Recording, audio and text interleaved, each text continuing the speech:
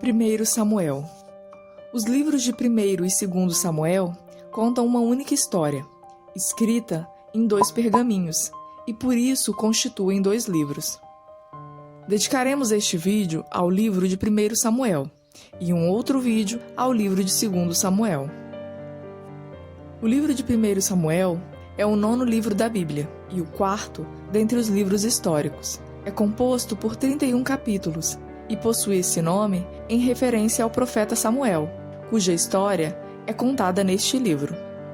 Samuel foi o último juiz de Israel e ungiu os primeiros reis, Saul e Davi. O livro de 1 Samuel apresenta a transição entre o período dos juízes para o período dos reis. Retrata a história de um povo que rejeitou a Deus como o único e suficiente rei. Um povo que quis imitar as nações que viviam ao seu redor e passaram a reclamar por um rei. A história gira em torno de 3 figuras centrais: Samuel, Saul e Davi.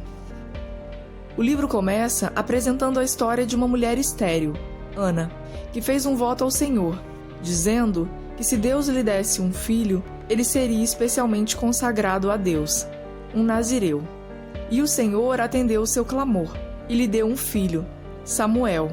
E para cumprir seu voto, assim que o menino desmamou, Ana o deixou em Siló, para crescer na presença do Senhor e servir no tabernáculo. Samuel ficou sob os cuidados de Eli.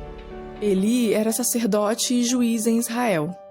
E apesar de sua dedicação, Eli era omisso, sabia que seus filhos eram homens levianos, desonestos e gananciosos, que roubavam das ofertas e não tinham nenhum temor a Deus, mas não se posicionava. Diferentemente, Samuel crescia na presença do Senhor, era estimado por Deus e pelas pessoas. O Senhor revelou a Samuel, ainda menino, que destruiria a casa de Eli, por causa dos pecados de seus filhos. Deus não permitiria que eles dessem continuidade ao sacerdócio. Samuel crescia e o Senhor era com ele. Tudo que Samuel profetizava se cumpria, e todo Israel reconhecia que Samuel era um profeta do Senhor. Samuel cresce e se torna um grande profeta. Neste período, os filisteus estavam em guerra contra Israel. E os israelitas, ao invés de orar e buscar verdadeiramente a Deus, usam a Arca da Aliança como um amuleto. Israel perdeu a batalha, e os filhos de Eli, Ofni e Finéias, que levavam a Arca da Aliança, foram mortos, e a arca foi roubada pelos filisteus. Diante da notícia, Eli caiu da cadeira e morreu. E assim como Deus havia revelado a Samuel, a casa de Eli foi destruída. Posteriormente, a Arca da Aliança voltou a Israel, pela provisão do próprio Deus. No meio dos filisteus, a arca roubada trouxe pragas, e os filisteus devolveram a arca. O próximo juiz de Israel foi o profeta Samuel. Ele iniciou sua liderança conclamando o povo a jogar fora seus ídolos, se arrepender de seus pecados e se voltar novamente para Deus. E assim o povo fez. Novamente em batalha contra os filisteus, Deus deu vitória a Israel. E para que o povo se lembrasse desse feito, Samuel levantou um memorial, Ebenezer. Como juiz, Samuel viajava todo o país para resolver as questões de Israel.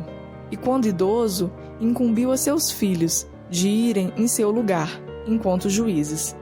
Mas os filhos de Samuel eram corruptos e aceitavam suborno para perverter seu julgamento. Diante da idade de Samuel e da desonestidade de seus filhos, os chefes de Israel olham para as nações vizinhas, com seus reis, e pedem para Samuel escolher um rei para liderar o povo. Aqui é preciso lembrar que Israel não tinha um rei porque era liderada pelo próprio Deus, que havia dado as leis e regras de organização.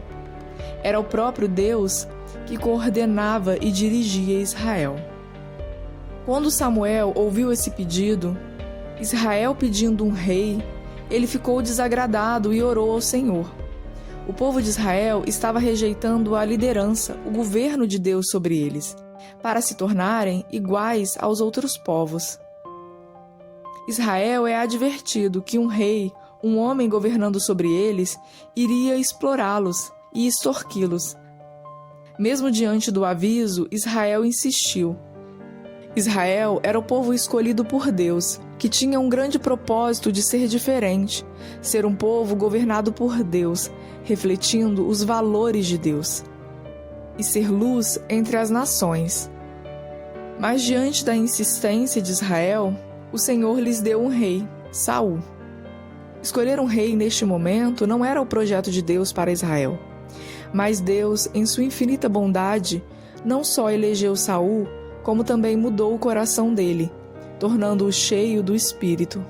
No início do seu reinado, Saul se mostrou nobre, um líder corajoso e sensato, que esteve à frente de batalhas e conquistou o povo. Deus deixou claro que se o povo e o rei lhe obedecessem, tudo lhes iria bem, mas se fossem desobedientes, a mão do Senhor pesaria sobre eles.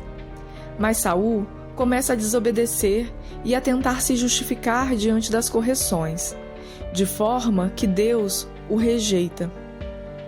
E Samuel é enviado a ungir um novo escolhido do Senhor, o menor diante dos filhos de Jessé, Davi, um pastor de ovelhas, um tocador de harpa.